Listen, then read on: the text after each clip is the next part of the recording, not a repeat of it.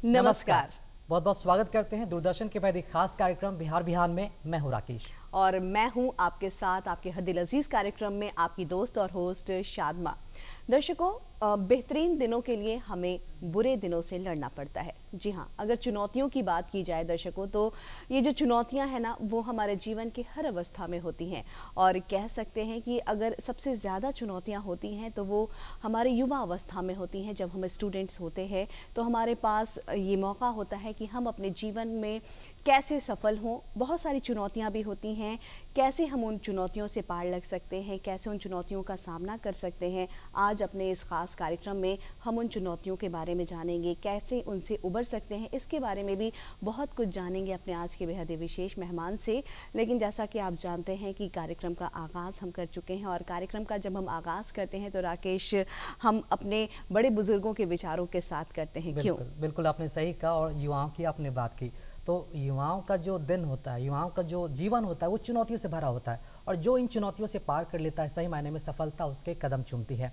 तो चलिए, कार्यक्रम का आगाज़ हो चुका है। अब जैसा कि शाद ने कहा कि खूबसूरत विचारों के साथ हम अपने कार्यक्रम का आगाज़ करते हैं और आगे बढ़ाते हैं। तो हमारा जो पहला सेगमेंट है वो आज का विचार क्या है हम सभी के लिए, आइए एक नज़र डालते हैं उस पर।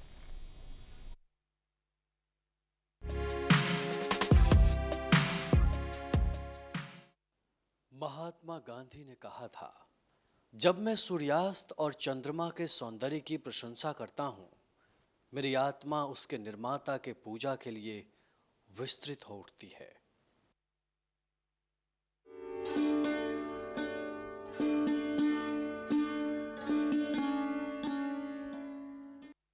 आज हमारे बीच जो बेहद ही खास मेहमान हैं वो हैं मिथिलेश मिश्र। आप आईएएस हैं, अपर सचिव वित्त विभाग, बिहार सरकार, सह मुख्य प्रबंधक हैं बिहार विकास मिशन। तो चलिए मिलकर स्वागत करते हैं अपने आज के बेहद ही खास मेहमान का।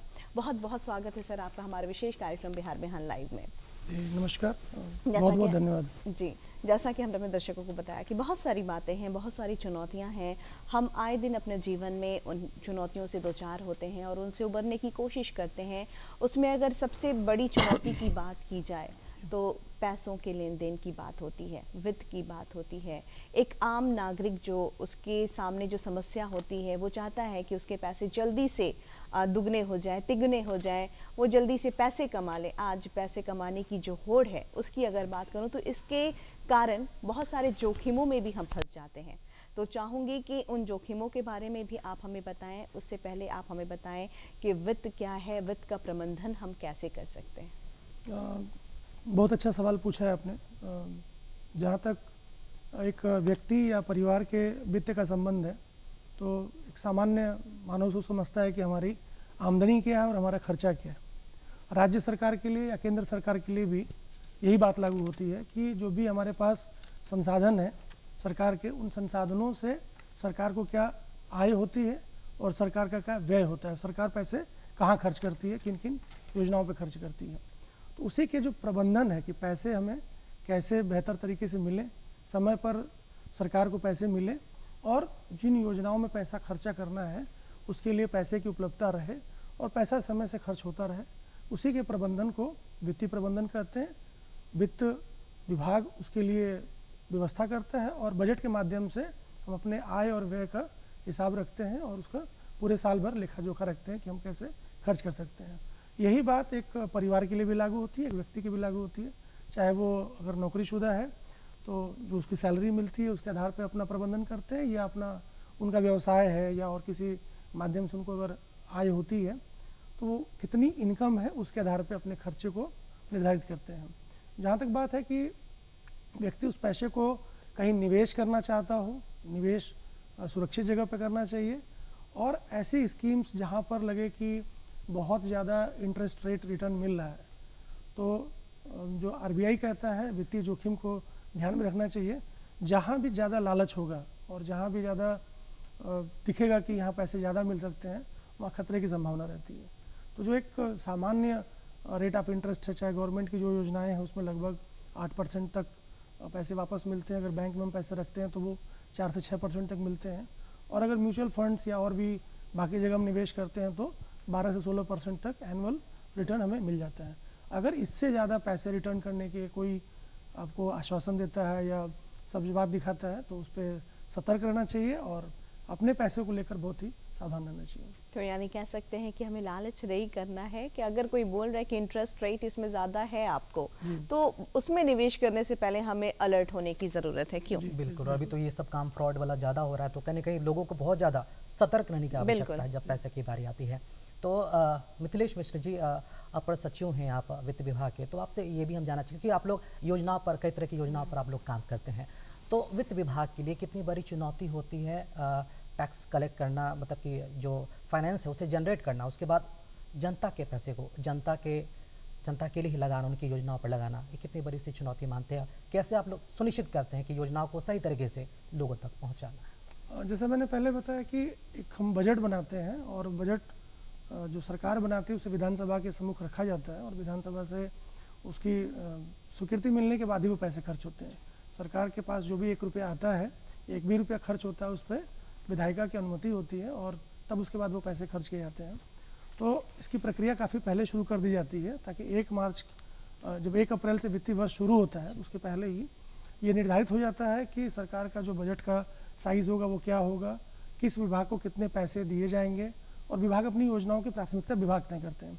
वित्त विभाग उन विभागीय योजनाओं में कि इस विभाग को कितना पैसा उपलब्ध है हमारे पास और जो हमारे स्रोत हैं वो चाहे आंतरिक स्रोत हों, बाहरी स्रोत हों, बैंकों से कर्ज लेना हो या और भी जो वित्तीय संस्थान हो उनसे जो हमें राशि मिलती है, केंद्र सरकार से जो राशि मिलती है और जो अपने आंतरिक संसाधन है, उन सबका पूरा खाका बना के हम जब हिसाब लगा लेते हैं कितना पैसा हमारे पास है तो उसी के हिसाब से योजनाओं को राशि दी जाती है और सभी विभाग चाहते हैं कि उनको जो राशि मिले उस राशि का पूरा सदुपयोग हो।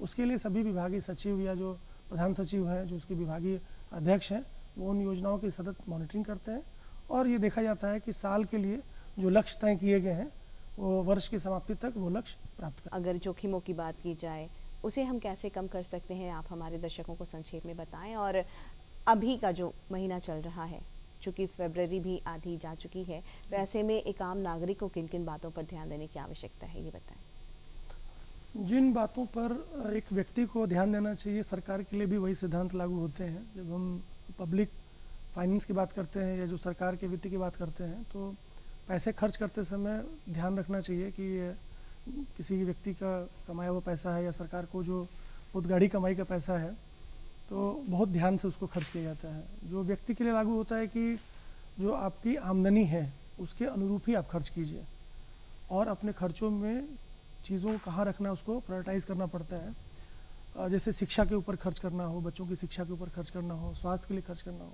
और निवेश ऐसी जगह पर करना चाहिए जहाँ पर आपको एक अच्छा रिटर्न भी मिले। साथ ही साथ जो एक्सपर्ट्स लोग बताते हैं कि निवेश को कभी भी किसी एक बास्केट में नहीं रखना चाहिए, अलग अलग जगह पर पैसे को निवेश करना चाहिए। अभी ये फरवरी का महीना है तो इनकम टैक्स के रिटर्न और इनकम टैक्स का जो लोगों ने एडवांस पे नहीं किया है वो इस महीने ज़्यादा लोगों को रहता है और मार्च के बाद अप्रैल में स्कूल जब खुलेंगे तो बच्चों के एडमिशन्स और उसके फिर लिए ज़्यादा पैसे की आवश्यकता पड़ती है। जो भी आपके पास इनकम है उसकी पोर्टफोलियो के हिसाब से जो भी आपके खर्च हैं, अगर हम साल भर पहले ही उसका एक खाका बना लें कि लगभग कितने पैसे हमें आवश्यकता होगी पूरे साल भर, तीज त्यौहार को देखते हुए और किसी पारिवारिक आवश्यकता के हिसाब से, तो हर एक व्यक्ति को भी अपना सैलरी के हिसाब से या उसकी जो इनकम है उसके हिसाब से एक पोर्टफोलियो बनाना चाहिए कि कितना पैसा हम साल भर में कमाने वाले हैं, कितना पैसा हमें आवश्यक खर्चों में जाएगा और कितना पैसा हम निवेश कर सकते हैं। अगर इस तरह का वित्तीय प्रबंधन हर एक व्यक्ति करे तो मुझे लगता है कि कम से कम जोखिम को अपने न्यूनीकरण कर सकता है। जोखिम को लेकर अहम जानकारी आपने दी और काफ़ी सरल भाषा में आपने लोगों को समझाया। अब थोड़ा आगे बढ़ेंगे, चूँकि मिथिलेश मिश्र जी आप मुख्य महाप्रबंधक है बिहार विकास मिशन के तहत कई सारी जो योजनाएं हैं सरकार ने लागू की है, 7 निश्चय 1, 7 निश्चय 2, ये तमाम बिहार के विकास और लोगों के कल्याण के लिए कई तरह की जो योजना इसमें शामिल किया गया है। छात्रों की हम बात कर रहे हैं, छात्रों की अगर बात करते हैं तो कई ऐसे छात्र हैं जो आर्थिक तंगी से परेशान होकर अपनी शिक्षा पूरी नहीं कर पाते हैं। वैसे ही छात्रों के लिए बड़ी योजना स्टूडेंट क्रेडिट कार्ड योजना है, उसके बारे में जानना चाहेंगे, जिसकी शुरुआत सरकार ने 2016 में ही की थी, तो उसके लेकर जरूर जानना चाहेंगे। बताएं कि इसमें क्या कुछ अब नया अपडेट आया है और अब तक कितने छात्र इससे लाभान्वित हो चुके हैं और लक्ष्य इसमें क्या निर्धारित किया जाता है, कितने छात्रों को एक साथ इस योजना से जोड़ा जा सकता है? जी, बहुत अच्छा सवाल पूछा है आपने। और हम सब जानते हैं कि किसी भी व्यक्ति के लिए या समाज के विकास के लिए शिक्षा एक बहुत ही अहम भूमिका अदा करती है। सुशासन के कार्यक्रम के तहत 2016 में यह पाया गया कि ग्रॉस इनरोलमेंट रेशियो जो उच्च शिक्षा में बिहार के जो बच्चे नामांकित होते हैं वो करीब 14% है। 100 बच्चे में से 14% बच्चे ही उच्च शिक्षा में जाते हैं, जबकि राष्ट्रीय औसत ये 24% का था। तो उच्च शिक्षा में बिहार के बच्चे नहीं जा रहे थे, तो उसका फ़ायदा हमारी अर्थव्यवस्था को, हमारी लोक व्यवस्था को नहीं मिल रहा था। तो सरकार ने एक बहुत महत्वाकांक्षी निर्णय लिया कि हम इस लक्ष्य को 30% तक लेके जाएंगे और बिहार के बच्चों और बच्चियों को उच्च शिक्षा में एडमिशन के लिए जो चुनौतियाँ होती हैं उसको हम कम करेंगे। पाया गया कि वित्त की कमी की वजह से या बच्चों के पास पैसे नहीं हैं या माँ बाप के पास पैसे नहीं हैं जिसकी वजह से बच्चों को हायर एजुकेशन में भेजें, तो सरकार ने कहा कि सरकार गारंटी लेती है। हम बच्चों को स्टूडेंट क्रेडिट कार्ड के माध्यम से सरकार ने निर्णय लिया कि 4 लाख रुपये तक का लोन एक मुहैया कराएंगे।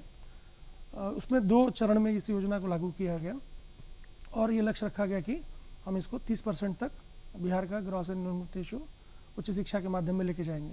मुझे बताते हुए खुशी है कि आज हम लोग करीब 19% के आसपास हमारा ग्रॉस एनरोलमेंट रेशियो हुआ है और पिछले 5 सालों में हम लोगों ने काफ़ी अच्छी प्रगति की है। और जब शुरुआती चरण था तो सरकार DRCC केंद्रों के माध्यम से आवेदन लिए जाते थे, शिक्षा विभाग के पास आवेदन आता था और बैंक के पास वो आवेदन भेजे जाते थे कि बैंक उस पर बच्चों को लोन दे। तो बैंक का जो बेस रेट होता था उस पर 2% की सीमा तक बच्चों को लोन दिया जाता था। करीब 15,000 बच्चों को लोन पहले साल में दिया गया, जो लक्ष्य से बहुत ही कम था। तो सरकार ने फिर विचार किया कि बैंक उस ऋण को उपलब्ध नहीं करा पा रहे हैं और बच्चों को बहुत दिक्कत हो रही है। तो सरकार ने अपना एक कॉरपोरेशन 27 मार्च 2018 को अपना एक कॉरपोरेशन बनाया से 5 साल पहले, जिसका नाम शिक्षा वित्त निगम है। और शिक्षा वित्त निगम से हम बच्चों को 4% वार्षिक ब्याज पर, जो एक साधारण ब्याज है, बॉयज़ को लोन देते हैं और गर्ल्स के लिए, ट्रांसजेंडर के लिए और दिव्यांगजनों को मात्र 1% वार्षिक ब्याज दर पे लोन दिया जाता है। और इस लोन में खासियत ये है कि 4 साल या 3 साल जो उनका अध्ययन का काल है उसमें लोन के ऊपर कोई भी इंटरेस्ट नहीं लिया जाता है और 1 साल का लगभग समय या उनकी नौकरी मिलने तक का समय उनको मोरेटोरियम के रूप में दिया जाता है कि वो अगला 1 साल भी उनसे लोन पर कोई ब्याज नहीं लिया जाएगा। तो लगभग 5 साल तक जो उनको ब्याज दिया जाता है वो उस पर जो लोन दिया जाता है उस पर कोई ब्याज नहीं लगता और 5 साल के बाद जो लोन की किस्त जब चुकाने का समय आता है तब उनसे ब्याज की लिया जाता है और वो भी मात्र 4% है और गर्ल्स के लिए, ट्रांसजेंडर के लिए मात्र 1% है। तो मुझे बताते हुए खुशी हो रही है कि पिछले 5 साल में करीब हम लोगों ने 2.25 लाख लोन स्वीकृत किए हैं और 2 लाख बच्चों को लोन दिया जा चुका है, जिसमें से करीब 40,000 बच्चों ने अपनी पढ़ाई भी पूरी कर ली है और उनमें से कुछ बच्चे जॉब में हैं, कुछ बच्चे अपना या तो नौकरी खोज रहे हैं या फिर वो अपना स्व व्यवसाय कर रहे हैं और बच्चों ने लोन वापस करना भी शुरू कर दिया है। क्या बात है, कह सकते हैं कि बहुत ही अहम योजना, महत्वाकांक्षी योजना। इससे उस तबके में भी उम्मीद की किरण पहुंची जहां लोग नाउम्मीदी में अपना जीवन गुजार रहे थे। बहुत ही उम्दा योजना है। ये तो हुई इस योजना की खासियत की बात। अगर बात करें कि कैसे स्टूडेंट क्रेडिट कार्ड अगर लेना चाहते हैं तो वे कैसे प्राप्त कर सकते हैं, कहाँ उन्हें आवेदन देना होगा, क्या कुछ इसका प्रोसेस है, पूरी प्रक्रिया आपसे जानना चाहूँगी। एक तो वो वेबसाइट के माध्यम से, चाहे वो तो बिहार सरकार की जो वेबसाइट है शिक्षा विभाग की, सात निश्चय की, कई वेबसाइट्स का एड्रेस दिया गया है जिस पर वो सिंपल स्टूडेंट क्रेडिट कार्ड अगर टाइप करेंगे तो उस वेबसाइट का उनको लिंक मिल जाएगा।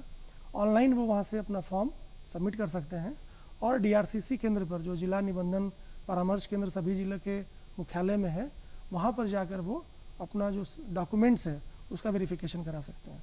तो पहला काम करना है कि उनको ऑनलाइन या ऑफलाइन अपना फॉर्म सबमिट करना है, जिला निबंधन केंद्र पर जाकर अपना जो फॉर्म है, डॉक्यूमेंट्स को वेरिफिकेशन करना है और उसके बाद उनका जो एडमिशन है, जहाँ पर उन्होंने एडमिशन उच्च शिक्षा में लिया है, उसके आधार पर जो डॉक्यूमेंट सबमिट करेंगे, शिक्षा विभाग उसका सत्यापन करता है और उसके बाद फिर वो शिक्षा वित्त निगम के पास लोन सैंक्शन के लिए आ जाता है। तो शिक्षा वित्त निगम उसके कागजात को देखने के बाद बच्चों के अकाउंट में पैसे भेजते हैं और जो ट्रेनिंग, जो उनके इंस्टीट्यूट है, हायर एजुकेशन के इंस्टीट्यूट हैं, उनके इंस्टीट्यूट में हम डायरेक्ट पैसा भेज देते हैं। मुझे ये बताते हुए खुशी है कि जो 4 लाख की राशि है उसमें बच्चों के लिए ट्यूशन फीस पूरी शामिल है, बच्चे अगर हॉस्टल में रहते हैं तो उनके हॉस्टल का पूरा खर्चा शामिल है। बच्चे अगर हॉस्टल में न रह के बाहर रहते हैं तो शहरों की श्रेणी के आधार पर 3 श्रेणी में शहरों को रखा गया। एक में 3,000 रुपये प्रति माह दिए जाते हैं, मध्यम श्रेणी के शहरों में 4,000 रुपये, और जो उच्च श्रेणी के शहर हैं जो महंगे हैं वहाँ पे 5,000 रुपये प्रति माह बच्चों के रहने खाने के लिए खर्च दिया जाता है। इसके अतिरिक्त उनको लैपटॉप खरीदने के लिए 35,000 रुपये एक बार दिया जाता है, और हर वर्ष 10,000 रुपये उनकी स्टेशनरी के लिए भी दिया जाता है। तो एक बार जब उनका लोन सैंक्शन हो जाता है तो हम ये पैसा उनके अकाउंट में ऑनलाइन ट्रांसफ़र कर देते हैं। इसकी सूचना बच्चों को और संस्थान को मिल जाती है। और एक बार जब वो अपना पहली साल का या पहला सेमेस्टर पास कर लेते हैं तो मार्कशीट या बोनाफाइड सर्टिफिकेट लगा के दूसरी साल के लिए ऑनलाइन अप्लाई करते हैं। तो दूसरी साल के लिए ऑनलाइन के लिए उनको DRCC केंद्र आने की आवश्यकता नहीं है, उनका क्रेडेंशियल हमारे पास है। उसी आधार पर हम दूसरी साल का पैसा भी उनको ऑनलाइन उनके अकाउंट में ट्रांसफ़र कर देते हैं। तो बहुत ही सहज योजना है, बहुत ही सुगम योजना है। बिल्कुल, और कह सकते हैं सरल योजना भी और है। ये इसमें सबसे बड़ी बात है कि बिहार के भीतर जी, जो कॉलेजेस हैं उसके लिए योजना लागू है, बिहार के बाहर जो पूरे देश भर में कॉलेजेस हैं उसके लिए भी योजना लागू है। बच्चे सरकारी स्कूल में पढ़ें, प्राइवेट स्कूल में पढ़ें, इससे कोई फ़र्क नहीं पड़ता।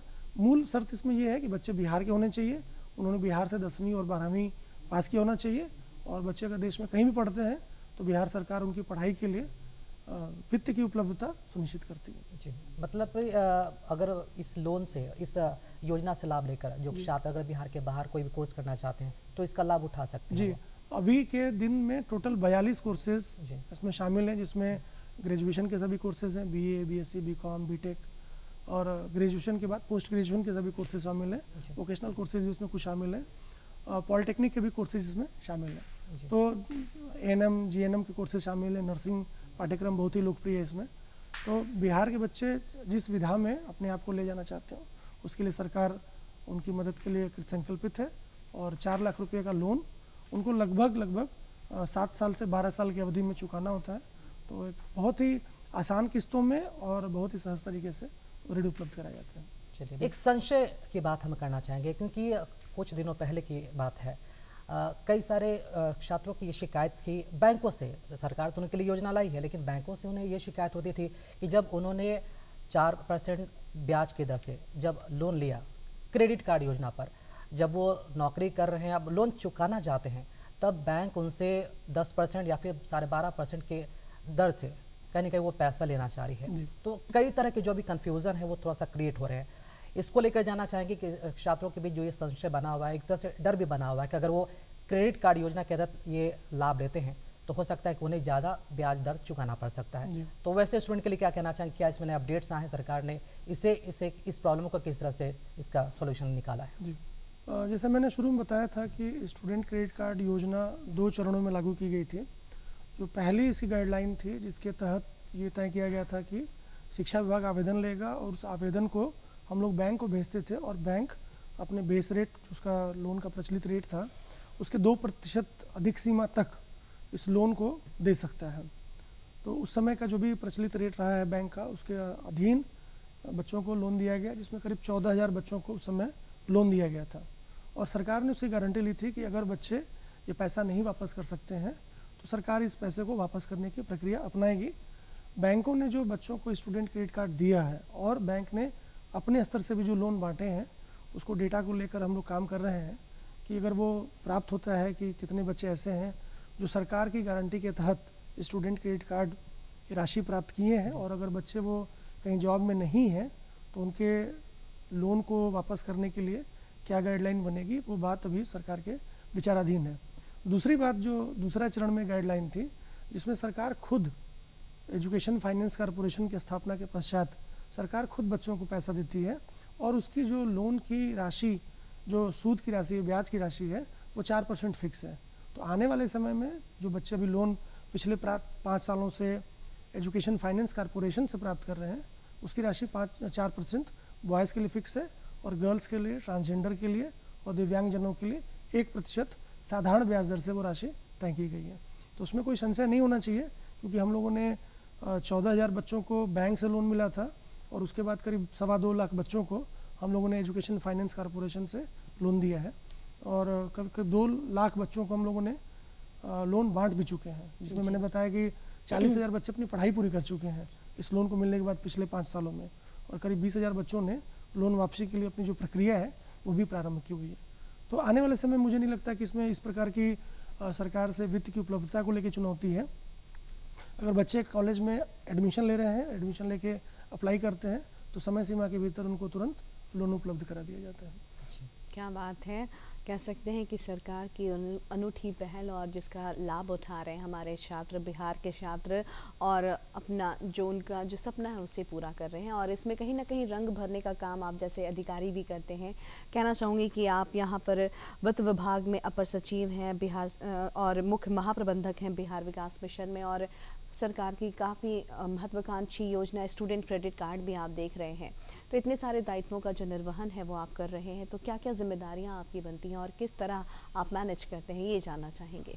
वित्त विभाग की जो जिम्मेदारी है अपर सचिव के रूप में, वो काफ़ी बदलती भी रहती है। समय समय पर जैसी चीज़ें डिपार्टमेंट में दी जाती हैं उसके हिसाब से की जाती हैं। अभी विशेष रूप से मैं जो विभाग के प्रतिनिधि के रूप में अलग अलग बैठकों में जाना, या फिर जो एक गुलजारबाग प्रेस में हमारा सचिवालय प्रेस है, जो सरकार के पब्लिकेशंस होते हैं, उसको निदेशक के रूप में देखता हूँ। जो हमारे बिहार सरकार के उद्यम थे पहले, जो आज बंद पड़े हुए हैं, उनका जो सेटलमेंट प्लान चल रहा है उसको मैं देखता हूँ। और साथ ही साथ बिहार विकास मिशन में जो सदस्य सचिव का कार्यालय है, एक कार्यालय है मिशन डायरेक्टर का जहाँ पे योजनाओं की मॉनिटरिंग होती है, और एक सदस्य सचिव कार्यालय है जहाँ पे योजनाओं की मॉनिटरिंग हो सके उसके लिए जो भी लोगों की भर्तियाँ हैं, लोगों का जो स्थापना है और जो लॉजिस्टिक्स है उसको हम लोग देखते हैं। और तीसरी जिम्मेदारी स्टूडेंट क्रेडिट कार्ड के रूप में निश्चय बहुत ही महत्वपूर्ण जिम्मेदारी है कि बिहार के बच्चे उच्च शिक्षा प्राप्त कर सकें। इसके लिए उनको वित्त की उपलब्धता हो, समय से वो पैसा उनको मिले, और उसके लिए जो भी तैयारी करनी है, जो भी टीम उसके पीछे काम करती है, उसके साथ मुझे काम करके काफ़ी अच्छा लगता है। तो जिम्मेदारियाँ सरकार में इस तरह से दी गई हैं कि आप काम करके अपने आप को बहुत ही सार्थक महसूस करते हैं कि जो जिम्मेदारी आपके पास है उसमें आप बिहार के विकास के लिए अपनी भूमिका तय कर पाते हैं।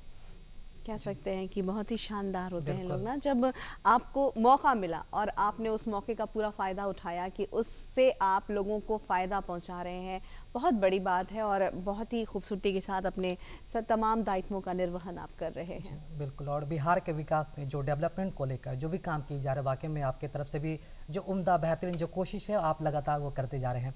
आपकी जिम्मेदारियों को लेकर हमने बात की, चूँकि बिहार विकास मिशन के तहत कई सारी योजना है, न सिर्फ छात्रों के लिए, महिलाओं के लिए, किसानों के लिए, मतलब कि पूरे बिहार कैसे डेवलप हो, जैसे लोगों का जन कल्याण हो, तमाम कामों को बखूबी किया जा रहा है, निरंतर वो आगे भी जारी रहेगा। एक इसमें योजना महिलाओं के लिए भी है जो कई सालों से चलती आ रही हैं। जो महिलाएँ, जो अविवाहित महिलाएँ परीक्षा पास करती हैं इंटर की, उन्हें 25,000 राशि दी जाती है, और इसके साथ ही जो ग्रेजुएशन यानी कि स्नातक पास कर लेती हैं उन्हें 50,000 की राशि दी जाती है। तो उस योजना पर अभी किस तरह से काम चल रहा है, उसमें क्या आगे अपडेट्स हैं, और कितनी महिलाएं इस योजना से अब तक लाभ उठा चुकी हैं, जरूर इसके बारे में बताएं। देखिए, सरकार में जो भी विकास की योजनाएं होती हैं वो माननीय मुख्यमंत्री के निर्देशन में हम लोग काम करते हैं, और अलग अलग विभाग अपनी योजनाएँ बनाते हैं। सभी विभागों के सचिव और प्रधान सचिव हैं वो उसमें काम करते हैं। हम भी उसमें अपनी एक छोटी सी भूमिका अदा कर रहे हैं। जहाँ तक बात महिलाओं को जो इंटर पास करती हैं और ग्रेजुएशन पास करती हैं, उनको 25,000 रुपया या 50,000 रुपया देने की बात है, जो उपलब्ध आंकड़ा मेरे पास है उसमें करीब 5 लाख महिलाएं उसमें एलिजिबल थी, और NIC के पोर्टल से हम लोग उनको भुगतान करते हैं, जो उसका फॉर्म कलेक्ट किया गया है अलग अलग विश्वविद्यालयों से, और तो उसमें करीब 3 लाख महिलाओं को ऑनलाइन पोर्टल से उनके बैंक खातों में भुगतान किया जाए। बाकी जो राशि वो भी इस महीने में जो जानकारी मिली है कि उनको भुगतान कर दिया जाएगा। उसमें जो सॉफ्टवेयर की समस्या थी और जो वेरिफिकेशन की समस्या थी वो दूर कर ली गई है। बाकी महिलाओं का भी पैसा समय से चला जाएगा। क्या बात है, और बहुत सारी योजनाएं हैं, और तमाम योजनाओं को धरातल पर लाने की जो जिम्मेदारी होती है वो आप जैसे अधिकारी की होती है, और हमें बहुत खुशी होती है जब अधिकारी अपना काम पूरी तत्परता के साथ करते हैं, पूरे डेडिकेशन के साथ करते हैं। तो तहे दिल से आपका शुक्रिया अदा करना चाहेंगे कि आप आज हमारे इस कार्यक्रम में आए और आपने इतनी सारी जानकारी अपने माध्यम से हमारे दर्शकों तक पहुँचाई। इसके लिए तहे दिल से शुक्रिया, बहुत बहुत शुक्रिया आपका। बहुत बहुत धन्यवाद। तो हमारे कार्यक्रम आपको कैसा लगा, खत लिखकर हमें ज़रूर बताएं, और खत लिखने के लिए उठाएं कागज़ और कलम, और लिखिए हमारा पता है कार्यक्रम बिहार बिहान, निदेशक डीडी बिहार, दूरदर्शन केंद्र पटना, फ्रेजर रोड पटना 800001। हमारा ईमेल आईडी है director ddkpatna@gmail.com।